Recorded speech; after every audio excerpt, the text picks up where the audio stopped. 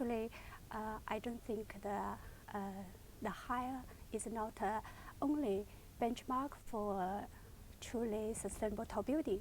It doesn't mean the higher the better. As a property height should be based on the context where the building is. I think many factors plays a role in optimal height, including economic development, population density, technical condition, such as structure and construction material, local traffic influence, and energy use available. So, if we consider the technical condition, such as the simple example, the optimal height of the building built on the soft ground is technically different from the on rock ground. And it's different between the different cities where there are different window environment conditions, as well as people's psychological acceptance on super high-rise building. I think also influence the optimal height. If we are from the angle of psychological cognition, the population density is other key to affect people's accepted height. The accepted height in a city that is a shorter land resources much higher that is a region where there is a relatively smaller population. It's somewhat like traditional Chinese medicine, in which the optimal height optimal solution should agree with the body constitution of each individual. It stresses on improvement of physical fitness other than the treatment of symptoms. That is to say, we should focus more on a permanent cure. We think when one becomes stronger, the risk of disease will be far away from him. So, from this aspect, each sustainable tall building is just like a person. Firstly, the building should have a strong body to make people enjoy life safe and healthy. Then it should be there to provide a great place for people to do business activities, for people to communicate each other. Most important, it should not waste resources merely for the pursuit of good appearance. So all of this contribute to genuine optimal height of a building. So I do believe the height of truly sustainable tall building should vary with different cities. It is determined by a comprehensive system involved with great many factors. Are there other Chinese traditions or maybe city designs that you think might be able to inform or influence present-day design of Chinese cities and tall buildings? Yes, I think so. We did learn from traditional Chinese city, the Horizon city. If we come back to the traditional city, they normally built on by the water, by the mountain. I think it's important for us to learn from the tradition is the idea of the construction city, that about it is to respect the nature. That is the very important is the for us to inherent to the traditional the harmony idea is truly the follow the respect the nature and to the follow the natural law.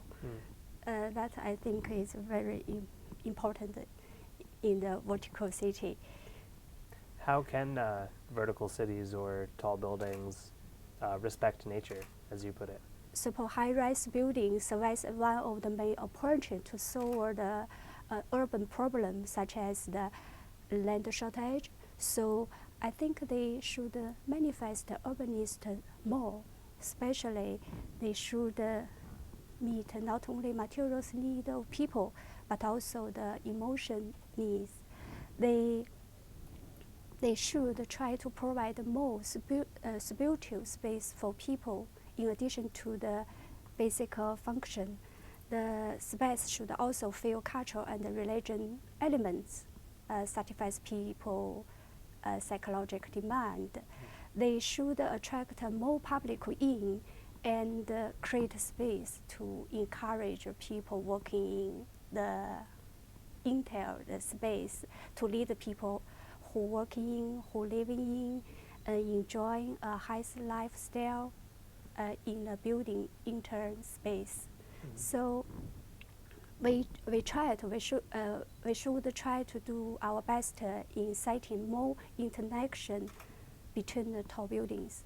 More interaction. Yes, our institute of Shanghai architecture design, we have the team, the low carbon. We call the low carbon team.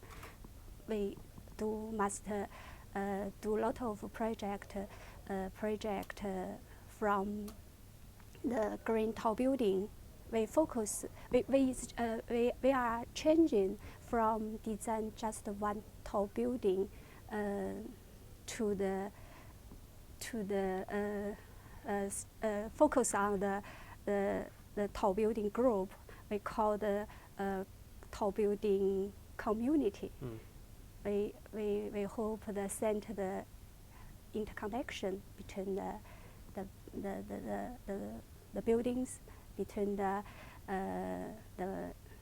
from the one building to the other building. Right, connections between buildings. Yes. Let's talk about environmental problems and how we can get building new buildings, I guess, in an environmentally friendly way is one question, but then keeping our cities safe from environmental problems is another. So do you think building new buildings that are environmentally friendly is enough to address our environmental crises? Basically, can we build our way out of environmental crises, or is there something more needed, like a lifestyle change? I think, yes, that is for sure. I still believe we do it, and we should protect the environment and find a way to solve the environmental problem, to leave a better space to our children. You know, we are aware of excessively fast economic development has led to such environmental crisis as hazard in some areas in China. Meanwhile, it's powerful that the Chinese government is pushing green standard at such a higher speed and higher intensity. That is even beyond our imagination. China's Level 1 green standard is already equivalent to lead silver standard. Today is totally different from the 3 years or 4 years ago. Green building has gradually been construction as the standard for new building in China. Our institute has been researching and practicing on a lot of green tall building projects. The design practice is changing from I just missed from focus on a green tall building to the putting the emphasis on a green tall building community. We expect to find out the optimal mixed-use ratio of function from the view of energy use. So to get the goal that increase the energy use efficiency and reduce the environmental pollution. This is an exploration of integrated design strategy on tall building group rather than one building design. The building can be constructed one after the other. But the interaction between this building should be addressed in the early phase by integrated design strategy. I think that is one of the ways to ensure sustainable development of super high-rise building. What are some uses of tall buildings that you feel have been underexplored to date, or that we haven't seen very many of? There must be many uses of tall building that are not recognized because our current cognition and technology. Super high-rise, I think the first they should manifest the urbanist more. I think they should meet some the need of the public demand, and they should attract more public in. I mentioned last. So I think this is the one, the tall buildings, the urbanist, the express and appearance up to now. If we are from the intrinsic characteristic of super high-rise building, the higher decide the changing of temperature from bottom to the top, and the different insular radiations. I think the study in utilization of energy use, such as roof window energy technologies and rainwater collection in surface, are still will be long-term to reach out the goal. So there are still big value worth of the further researches and the practice on the tall building. What do you think are the key challenges facing tall building development in China today? The key challenges is our understanding of the tall building.